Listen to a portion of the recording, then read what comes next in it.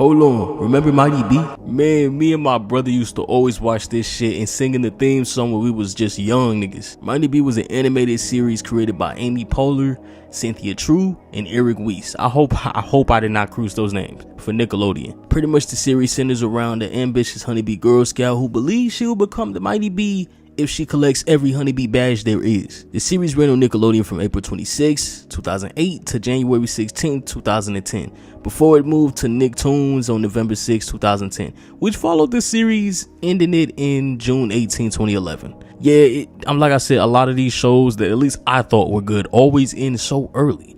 Plus, on top of that, if you know anything about Nicktoons is where they throw shows away.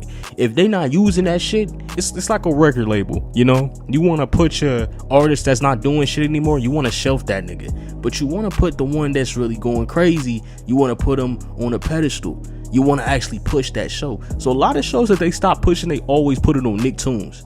You know, it's pretty fucked up. But since the show debuted, the show literally attracted an average of 3.1 million viewers. That is crazy. In 2008, the show was ranked among the top 5 animated programs on television. And also in September 2008, the show was renewed for a second and final season with 20 episodes that premiered on September 21st, 2009. Like I said with my last video, it's kind of crazy that how many shows got nominated for awards that I didn't even know. Again, I was young. But yeah, The Mighty Bee was nominated for 6 Annie Awards and 4 Daytime Emmy Awards, winning 1 Daytime Emmy for Outstanding Individual Achievement in Animation. I mean, it deserves it. The animation for Mighty Bee is just beautiful. It really stands out. It stands out from a lot of cartoons that was on air around that time. And something I want to mention before I forget, I love the fact that the show centers around, you know, her being in San Francisco.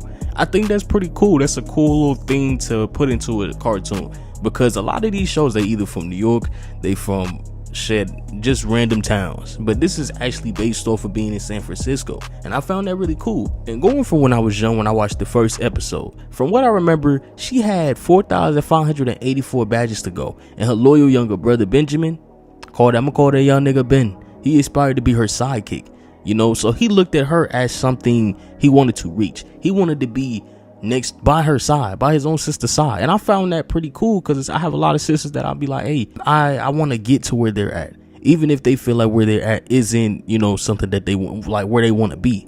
I want to be on that type of timing, you know what I'm saying? I want to be up there with y'all. You know, I think it's a cool thing to look at your sister as a hero, you know what I'm saying, or somebody as an idol, somebody you can look up to. That's not a bad thing to look up to. That's pretty cool, especially when you don't have anybody else to look up and to inspire you. But this show is great in my opinion, and I gotta give credit when credit is due.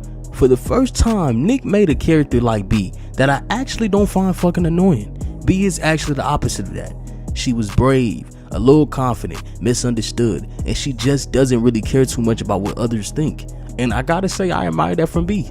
But if y'all enjoyed this vid, make sure y'all like, comment, and subscribe. And with all that said, Spix 'em out.